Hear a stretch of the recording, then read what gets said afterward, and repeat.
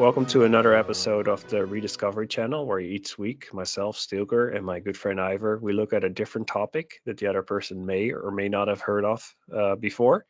And this time it is my turn. And Ivor, if I'm talking to you about the first city in the world to have a million plus inhabitants, would you know what city I'm talking about?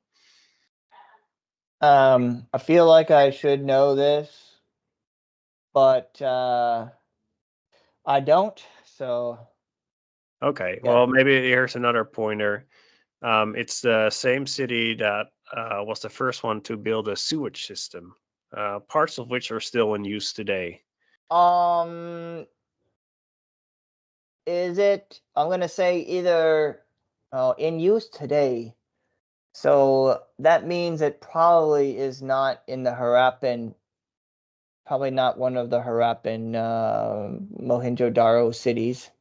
Is it somewhere in Iraq? No, although Iraq used to be part of the empire. I'm talking about the Eternal City. Oh, Rome. Yes. So Okay. in this episode, I want to talk a little bit more about Rome because we talk a lot. We've spoken before about things happening with the Roman Empire. And of course, the Romans have had a huge influence on the world, um, through their culture, their history, their literature. But today, I want to, of course, they're great politicians. But today, I want to have a look at Rome, the city itself, and what it was like to live in this city. Because yes, Rome, over 2,000 years ago, already had over 1 million inhabitants. To put that in perspective, if you look at Amsterdam, the capital of the Netherlands, where I live, um, Amsterdam just has over 800,000 inhabitants today. And I can tell you it's a busy city. Yeah. Um, so this means that this ancient city, um, 2,000 years ago, had a population density actually of 72,000 people per square kilometer. So actually 1 mile is about 1.6 kilometer. So you can kind of like guess, I guess you would add like 40% for a mile. But if you put that in perspective, Amsterdam today has just over 5,000 inhabitants per square kilometers. New York has just over 10,000 inhabitants per square kilometer. So it's got So about, you said about 5,000 per square kilometer for Rome and no, 10, 72,000 for Rome uh, versus 10,000 per square kilometer in New York. so so it had more people, it had more It population had density than. extreme population density. Like I'm not even sure if there is a city today. I probably should have looked this up. Let me see what the population density is. Yeah, I was gonna suggest Hong Kong. So let's see, Hong Kong population density. Um, 6,300 people per square kilometer. So it had 10 times more people per square kilometer than Hong Kong. That's insane. Hong That Kong is is crowded too. that is extremely crowded. And Hong Kong has these high-rise buildings where people are like living in these almost like cages. Um, like extremely small, poor living conditions. And of course, like if you look at SARS, for example, the first SARS breakouts, which were not connected to the ones we recently had, these were much more deadly. But those were in Hong Kong, and they spread rapidly because people were like living on top of each other. And now keep that in mind that you had Rome 2,000 years ago, um, but you had that many people living together, and not just that, people were mostly like most buildings were only 2 stories high, and they were made from wood. Of course, the rich people had stone houses and with marble and everything, but like the average Roman had a wooden building. Um, and Yeah, it was very crowded. So, and I want to talk to you a little bit more about fires later as That's what well. I So, was thinking about. yeah, You said they're made out of wood. I'm thinking, oh, that explains the fires. yeah. So yeah, I'll talk about that a little bit more because fires were a big problem because, like, of course, the heating, how you cooked, lights, everything were just open fires. Um, so yeah, that's Mm. basically a recipe for disaster. And then, of course, you had a lot of people, a lot of plagues and things like that, in different diseases like ravaging the city, and yeah, it was quite hard to keep a place like a city like that working logistically as well. Just having to trying to get rid of the bodies, like the amounts of people that were dying. That was a huge logistical challenge already. But all the people in all the Roman citizens, they had a right, more or less, to bread, or more specifically, grain. So each month, a Roman citizen would get around 30 to 40 kilograms. So I think it's around 80 pounds or 90 pounds of grain. And this grain would then be taken to the baker to be turned into bread. And as you probably know, bread prices were extremely tightly regulated because of the importance of keeping the people fed. Because if the people weren't fed, then you would get riots. But most of this grain came actually from other places. Any idea where it may have come from? I know that a lot of it came from Egypt after they conquered Egypt. Yeah. Um, yeah, during the after the struggle between Mark Antony and Octavius Augustus, they annexed the Eastern Mediterranean. So yeah, during the imperial times, it probably would have come from Egypt mainly, right? Yeah, yeah. Egypt, Northern Africa, of course, they also had some fertile grounds around, like in northern Italy as well. Hmm. They grew a lot of fruits and stuff like that. But the majority of their diet actually consisted out of bread. So they had to import that, and in order to do that, that was not easy. So they imported as much as 270,000 tons of grain a year.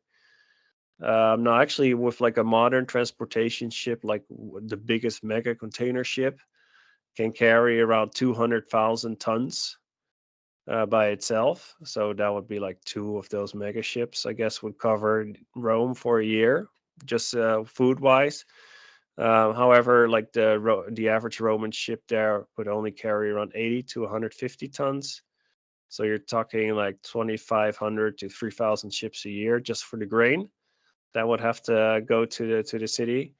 Um, but also, if you think about water, right? We talked about this is actually part of the reason why I wanted to talk about this, because we're talking about the lead pipes, and I was interested to find out a little bit more about how the water was transported to the city, or the cities, I would say, in Roman days. But in this case, specifically for Rome, so there were like around 11 aqueducts to get fresh water to the city, and on average, they were around 90 kilometers long.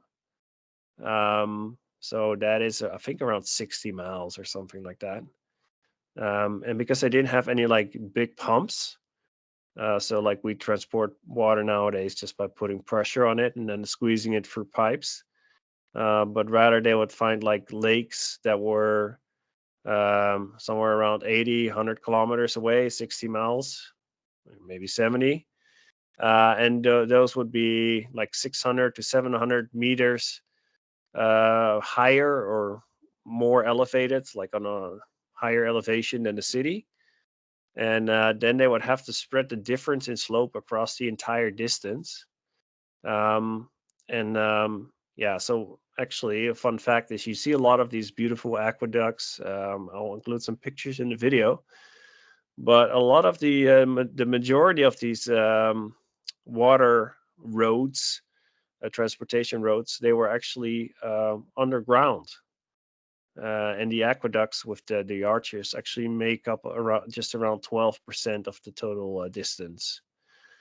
Um, and the thing is, so there's the example of Bologna, which was thought to be the longest tunnel until not too long ago, when they discovered like an even longer one in Syria, Jordan, also built by the Romans.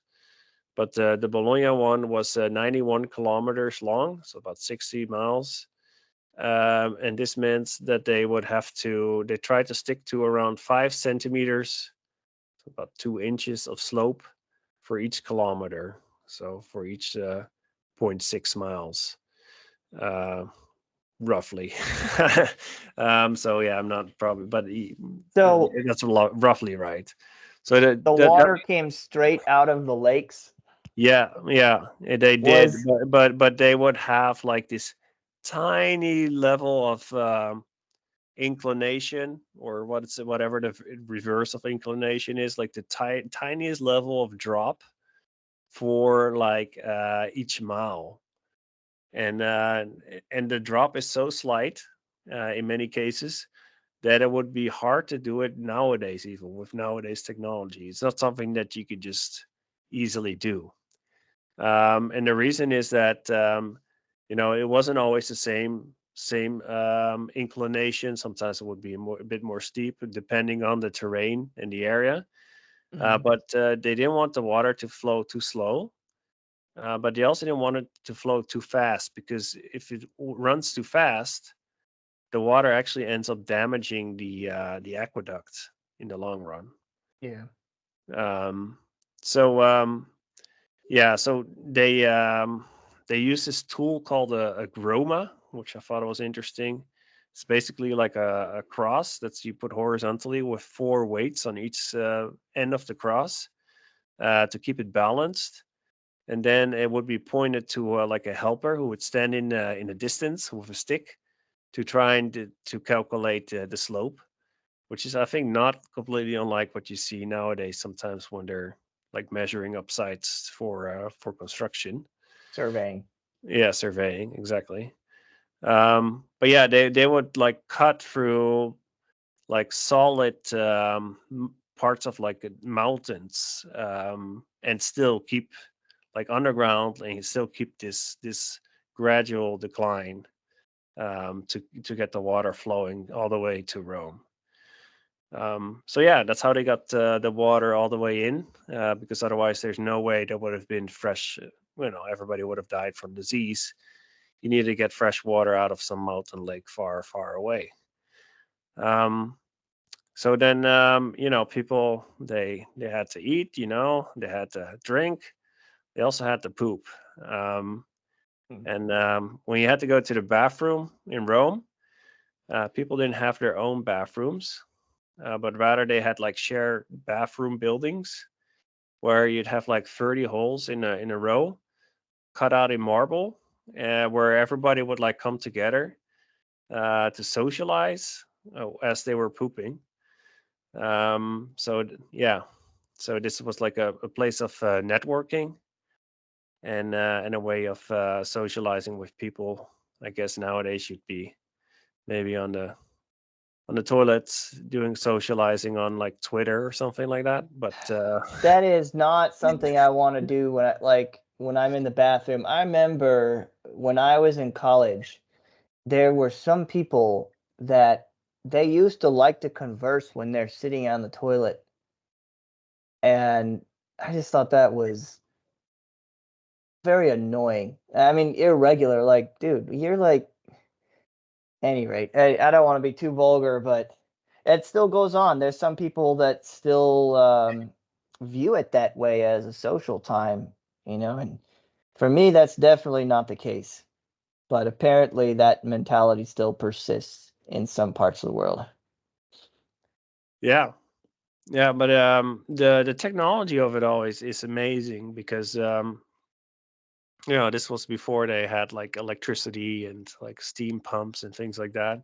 Mm. But even like when they pooped, where the poop ended up, there was water running through that as well, and that water was part of those tunnels were dug, and they were part of a sewage system that was created back over 2,000 years ago, parts of which are still used in Rome today. So this goes to show about the strength and the capabilities, and part of that is actually because of the invention of Roman concrete. Yeah. So opus caementicium, which was like so ahead of its time that the knowledge went missing for a long time. And actually nowadays there's still some companies like looking to emulate like how the Romans created concrete because of its robustness and because it required very low energy to be produced. And it could even be poured underwater and hardened underwater, which is how they created so many of those bridges. Hmm. Um, yeah. So for peeing, actually, if they had to do number two, they pooped in the bathhouses or in the bathrooms, the public bathrooms. But for number one, you could also pee in a jar, and that those jars were collected, and they would mix the pee with like a type of calcium, which in combination with the ammonia in the pee was able to actually clean clothing. So it was used by Ah. cleaners because it's excellent at like dissolving olive oil, for example. Of course, it would be washed with water afterwards, but yeah, they were using the whatever chemicals they had available at the time. Mm. Yeah, um, Imagine the smell, man. exactly. So yeah, yeah, and people live. They're all like close to each other, and Rome gets very very hot in the summer. Even more so back then, actually, than today, because they had a very hot time of periods. Back 2,000 years ago, the climate was warmer than it is today. Look it up, it's science. Real Um, science. but yeah, so you can imagine how disgusting the place must have smelled. But one way to stay clean was by using the baiting houses, which were part of the culture. And those can still be found all over, like parts of Europe or like the Roman Empire today. You even have like certain like places in England that are called Bath. Anyway, there are so many remnants. There's some close by to the border of the Netherlands as well that are still fully functioning from Roman times. Anyway, but these places were a place where different parts of society again would meet each other, and I actually got a poem from Seneca the Stoic, which describes the life of someone trying to find peace living above a bathing house. And I want to go ahead and read that poem. It's quite short. Okay. Um, Beshrew me if I think anything more requisite than silence for a man who secludes himself in order to study. Imagine what a variety of noises reverberates about my ears. I have lodgings right over a bathing establishment. So picture to yourself the assortment of sounds which are strong enough to make me hate my very powers of hearing. When your strenuous gentleman, for example, is exercising himself by flourishing leaden weights, when he is working hard, or else pretends to be working hard, I can hear him grunt. And whenever he releases his imprisoned breath, I can hear him panting in wheezy and high pitched tones. Or perhaps I notice some lazy fellow, content with a cheap rub down, and hear the crack of the pummeling hands on his shoulder, varying in sound according as the hand is laid on a flat or a hollow area. Then perhaps a professional comes along, shouting out the score that is the finishing touch. Add to this the arresting of an occasional roisterer or pickpocket, the racket of the man who always likes to hear his own voice in the bathroom, or the enthusiast who plunges into the swimming tank with unconscionable noise, and splashing. Beside all those whose voices, if nothing else, are good, imagine the hair plucker with his penetrating, shrill voice to purposes of advertisement, continually giving it vent and never holding his tongue, except when he is plucking the armpits and making his victims yell instead. Then the cake seller with his varied cries, the sausage man, the confectioner, and all the vendors of food hawking their wares, each with his own distinctive intonations. So, yeah, which I thought was pretty funny. So basically, this was like a place of business, and they the city wasn't just crowded; it was stinky, and it was also very loud, apparently. So, yeah, And it also, as you're reading that, it reminds me of when I was in college too. And there are some people coming in like, "I'm coming to the bathroom, guys. Who wants to go with me?" And people singing in the showers and all this kind of stuff. Yeah, I mean it is like kind of like the jocks of the ancient world. Like everybody should know I'm here and listen to me. If you don't like it, that's your problem. yeah, it's crazy. And so we already talked about the diseases which broke out because people were on each other's lips. But then they also had the fires, and they did have a Roman fire brigade called the Vigiles, um, and they actually had to come to action around 100 times each day Mm. because fires broke out often. And then, of course, in the Great Fire of '64, um, um, you had I think around 70% of the city burned down. And that one, of course, was blamed by Emperor Nero on the Christians, who were then burned alive as human torches in his garden. Although the funny thing is that at first some people were accusing Nero himself for setting the Yeah. fire, because he did end up like building like his palace in an area that was before had houses on it, and after it burned down, he was able to uh, to build the palace he was hoping to build.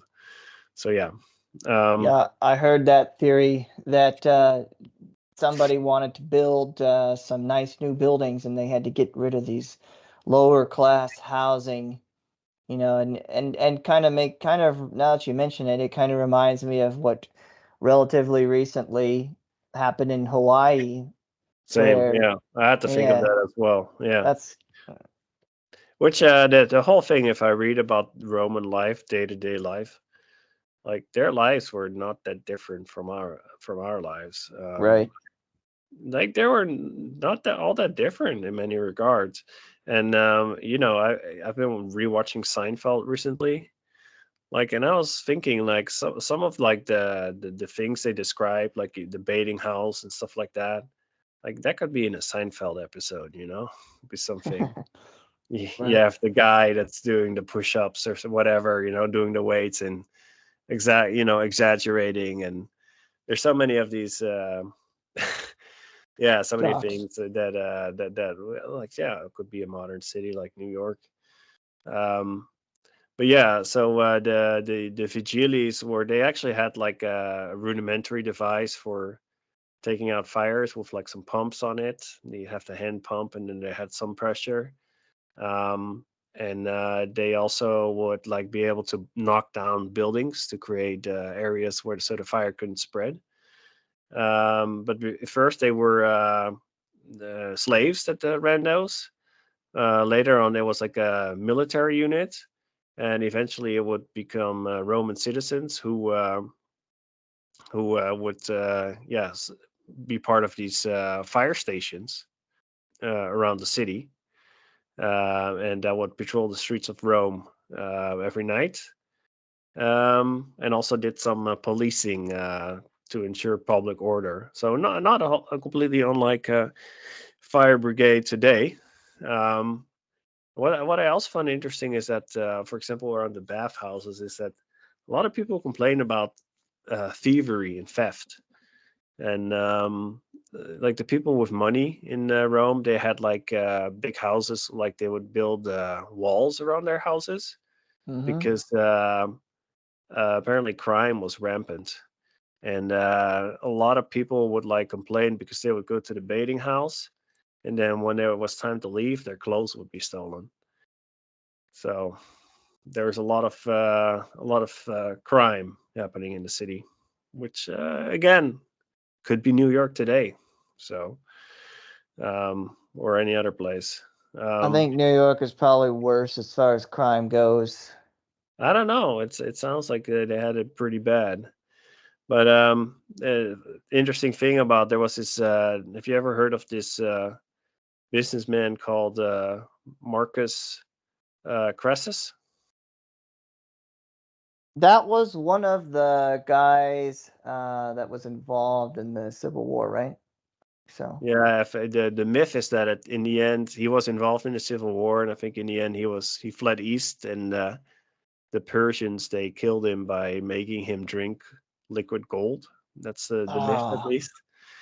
Uh, but yeah, he became filthy rich, and one of his first businesses was that whenever somebody's house was on fire, he had his own private fire brigade, and they would go and they would say like, "Hey, I would like to buy your house that's on fire," and the guy like, "We'll take it out, like we'll put it out, but as long as you sign this contract."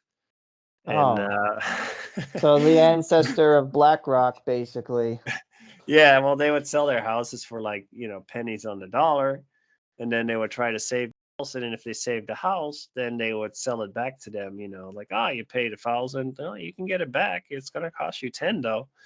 So yeah, and he became like one of the richest people, and later he became involved in politics as well. Yeah, you Yeah, can buy your way in with that kind of money. yeah. So then the final part I wanted to talk about was entertainment. So what did the Romans do, like the citizens of Rome, to to entertain themselves? Um, so yeah, so what do you think were some ways that they would be entertained? Um, Depends on which time period you're talking about, but I know that they used to go and watch plays. They had amphitheaters set up, which they set up all over the empire. So there were plays that you could watch, and sometimes people would really kill themselves or be killed at the end of the plays. And then there were the blood sports, like things that you would watch inside the arena of people fighting animals, animals fighting people, and that kind of stuff. And then, like as I mentioned in the video about Lucian of Samosata, people would come and sit and listen to lecturers, listen to speeches. Um, Other than that, I don't know what else they did. But I'm gonna guess that they also had street performers. Like when I was in Spain, I saw quite a few street performers, and it wasn't like garbage stuff. It was people singing opera and doing stunts, which I could not do and wouldn't try to do. Um, things like that. So I was pretty impressed actually when I was over there. Um, but yeah, go ahead. Did I get it right? Yeah, yeah, you got most of it. They also liked feasts, so they had big feasts. Mm, Chariot races were a big thing of. We've done, I think, an episode on them before, on how yeah. those were a big thing. They would also play dice games. They would play a lot of games. Reading, so they had libraries, of course, so they you could get books and read. The theater was a big thing.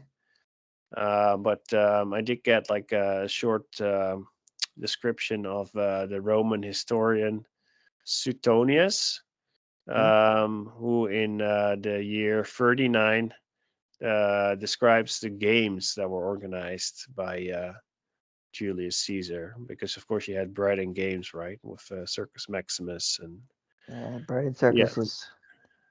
So yeah, here's what he wrote. about Julius Caesar. He sponsored spectacles of various kinds, a gladiatorial contest, plays in all regions of the city, and performed by actors in every language, as well as circus performances, athletic contests, and a sea battle. In a gladiatorial fight in the Forum, Furius Leptinius, a man of a Praetorian family, and Quintus Calpinus, who had once been a senator and a legal advocate, fought to the finish, so to the death.